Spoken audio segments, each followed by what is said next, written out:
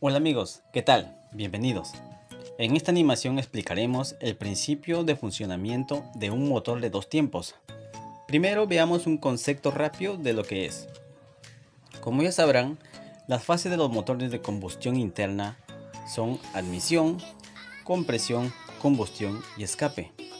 En un motor de dos tiempos se produce la combustión por cada vuelta del cigüeñal, mientras que en uno de cuatro tiempos se produce la combustión por dos vueltas del cigüeñal, lo que significa que a misma cilindrada se genera mucha más potencia, pero también un mayor consumo de combustible. Este tipo de motor no posee un cárter o recipiente de almacenamiento del lubricante, sino que el mismo se agrega directamente junto con el combustible, ya sea mediante mezcla manual o mediante una mezcla por bomba automática con depósito aparte, que es lo más común. Ahora veamos el funcionamiento. Recordar que en un motor de dos tiempos el cambio de gases se dirige mediante el pistón, no como el de cuatro tiempos que es por válvulas. Vamos a identificar los componentes más importantes, que son el pistón, la biela, el cigüeñal, la válvula de admisión, el cárter, el cilindro, la culata y la bujía. Otras partes también tenemos como las que son la cámara de combustión, el puerto de escape y el puerto de desbordamiento o lumbrera. Cuando la cámara de combustión se llena con una mezcla de combustible y aire, el pistón ascendente comprime la mezcla de aire-combustible y algo de aceite que está en el cilindro. La bujía enciende la mezcla y debido a la explosión el pistón es empujado hacia abajo. Este movimiento se transfiere al cigüeñal a través de la biela.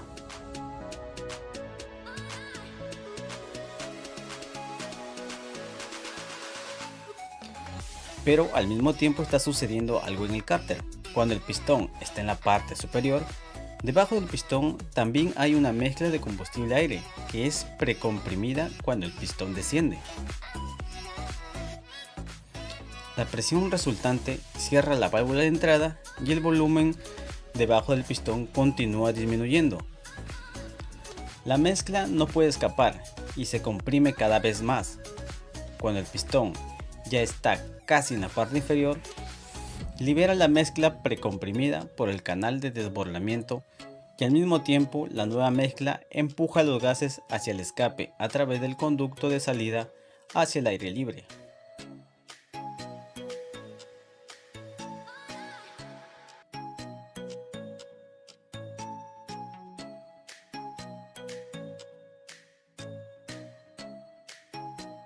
Debido al impulso, el pistón se mueve hacia arriba nuevamente.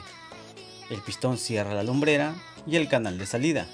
La nueva mezcla se comprime por encima del pistón y durante este ciclo nuevamente algo sucede al cárter en el mismo tiempo, pues cuando el pistón se mantiene en movimiento hacia arriba, el volumen debajo del pistón aumenta, creando una presión negativa. Esta presión negativa abre la válvula de entrada llenando el cárter con mezcla carburada de gasolina, quedando preparado el cilindro para un nuevo ciclo de dos tiempos. Las motocicletas utilizan cajas de cambios secuenciales de 5 o 6 velocidades. Estos cambios secuenciales tienen horquillas de cambio. Las horquillas de cambio se instalan en el tambor de cambio. En el tambor de cambio se encuentran 3 ranuras. Además, las ruedas dentadas son necesarias para cambiar la relación de transmisión. En esta animación se muestra una caja de cambios secuencial de 5 velocidades. La mayoría de las motocicletas tienen una palanca que se puede mover hacia arriba o hacia abajo.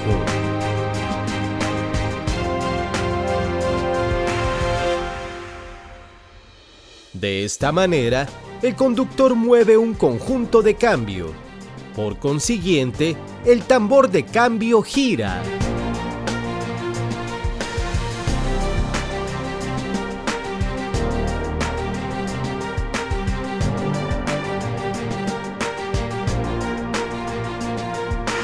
En el tambor de cambio hay ranuras pequeñas. Cuando el tambor de cambio gira, la horquilla de cambio se desliza hacia la izquierda o hacia la derecha. De esta forma, se pueden cambiar las marchas.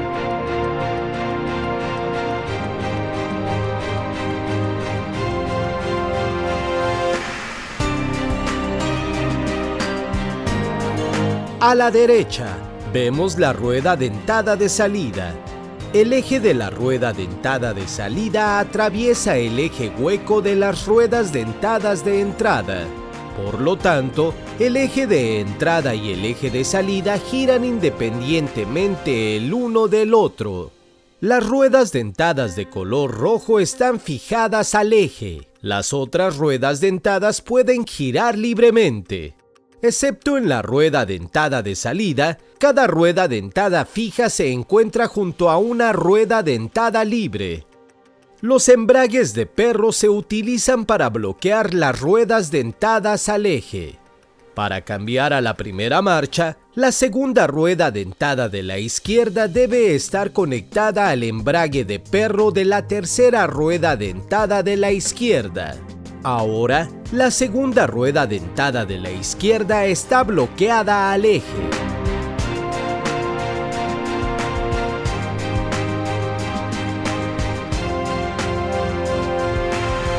Para cambiar a la segunda marcha, la rueda dentada se desliza hacia el lado derecho. Ahora, la segunda rueda dentada de la derecha está bloqueada al eje.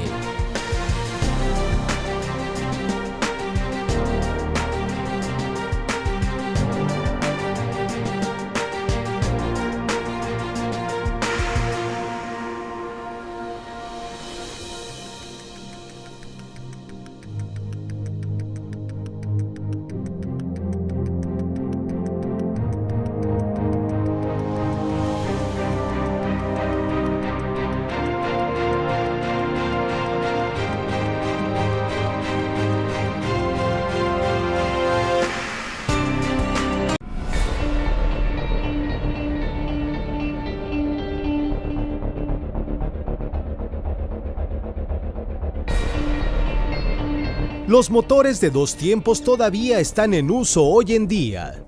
Por ejemplo, estos motores se utilizan en karts porque el motor de dos tiempos es más ligero y más rentable que los motores de cuatro tiempos. Explicaremos un motor de dos tiempos con un simple carburador.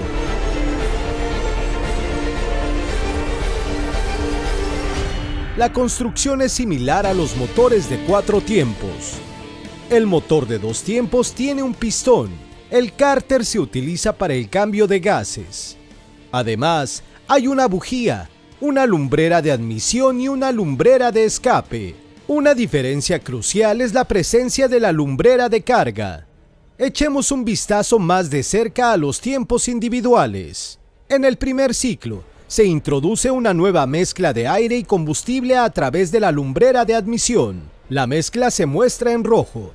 Al mismo tiempo, la mezcla se comprime en la cámara de combustión y finalmente se enciende por la bujía. Comienza el segundo ciclo. El aire caliente se expande y presiona el pistón hacia abajo.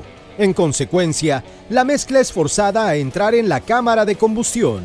La nueva mezcla fuerza los gases quemados fuera de la cámara de combustión.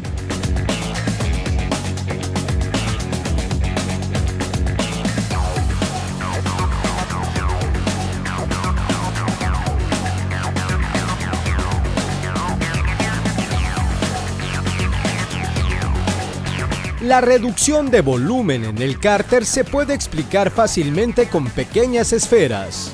Las esferas representan la mezcla fresca. La mezcla es aspirada dentro del cárter a través del pistón moviéndose hacia arriba. Cuando el pistón se desplaza hacia abajo, no entra ninguna mezcla fresca adicional y la mezcla se comprime porque el volumen del cárter disminuye. Como resultado, la mezcla fresca es empujada a la cámara de combustión. El motor mostrado aquí funciona según el principio del barrido transversal. La lumbrera de admisión y la lumbrera de escape están en lados opuestos. El pistón está formado de tal manera que la carga fresca entrante puede expulsar fácilmente los gases quemados. El barrido uniflujo es otro tipo de barrido. El barrido uniflujo se utiliza en los motores de pistones opuestos. En este caso, dos pistones funcionan en un solo cilindro. Aquí, un pistón controla el flujo de la carga fresca mientras que el otro pistón controla la emisión de los gases quemados. Este sistema es caro y se utilizó en tanques. También se utiliza con frecuencia para motores diésel marinos de gran tamaño. Los motores modernos utilizan el barrido Shirley, que se utiliza, por ejemplo, en los famosos ciclomotores Simpson. Todavía se utiliza en muchos motores hoy en día. Por razones de simplicidad, la cubierta de la carcasa y el cárter no se muestran. Hay varias lumbreras en el cilindro, incluyendo una lumbrera de entrada. La mezcla de aire-combustible se alimenta a la lumbrera de entrada a través del carburador.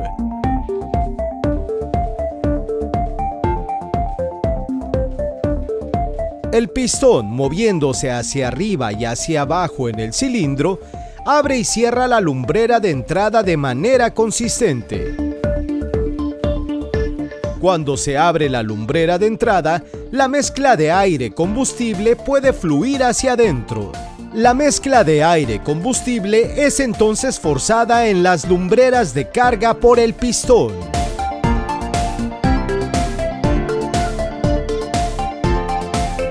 El pistón cierra las lumbreras de carga y la lumbrera de escape cuando el pistón se desplaza hacia arriba. El pistón abre las lumbreras cuando el pistón se desplaza hacia abajo. A través de las lumbreras de carga, cuando la bujía enciende finalmente la mezcla de aire-combustible, el pistón se mueve.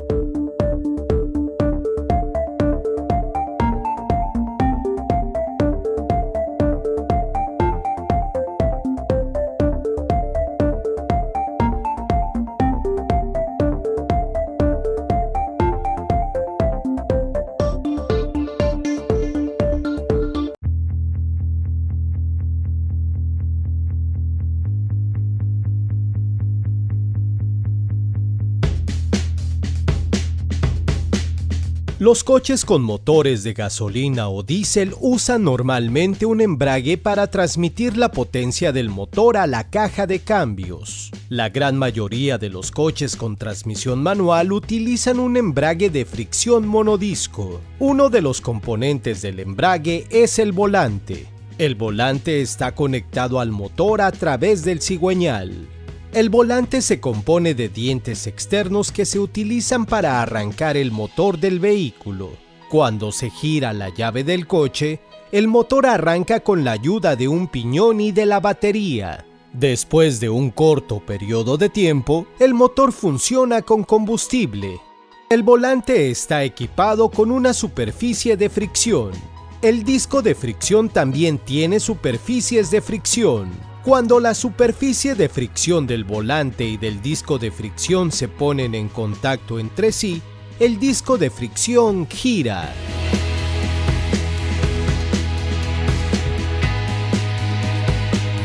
El disco de fricción está compuesto por varios componentes, entre los cuales los más importantes son el cubo, que está unido al disco, y el material de fricción en ambos lados. En el pasado, el material de fricción estaba hecho de amianto y otras sustancias nocivas. Hoy en día, las superficies de fricción están hechas de cerámica y sustancias que tienen un alto coeficiente de fricción. En general, los coches para uso diario están equipados con embragues que tienen muelles para reducir las vibraciones y para reducir el impacto a la caja de cambios y el embrague cuando el embrague se engancha.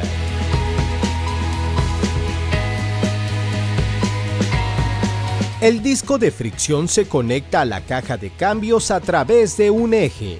En consecuencia, las ruedas del vehículo solo giran cuando el volante está en contacto con el disco de fricción.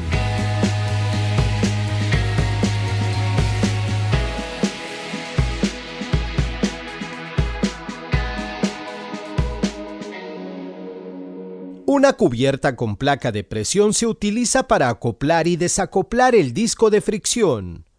La cubierta de la placa de presión está unida al volante. Como resultado, la cubierta y la placa de presión giran cuando gira el volante. Un cojinete de liberación está instalado delante de un muelle de diafragma. Cuando el cojinete de liberación es empujado dentro del muelle de diafragma, la parte interna del muelle de diafragma se mueve en la dirección del disco de fricción. Sin embargo, la parte exterior del muelle de diafragma se mueve en la otra dirección. Por consiguiente, el embrague se desacopla porque la placa de presión está instalada de manera flexible. De esta manera, el disco de fricción se puede bloquear entre el volante y la placa de presión cuando el cojinete de liberación se libera y puede liberarse cuando el cojinete de liberación es empujado dentro del muelle de diafragma. La energía mecánica producida por el motor se transmite a la caja de cambios cuando se libera el cojinete de liberación.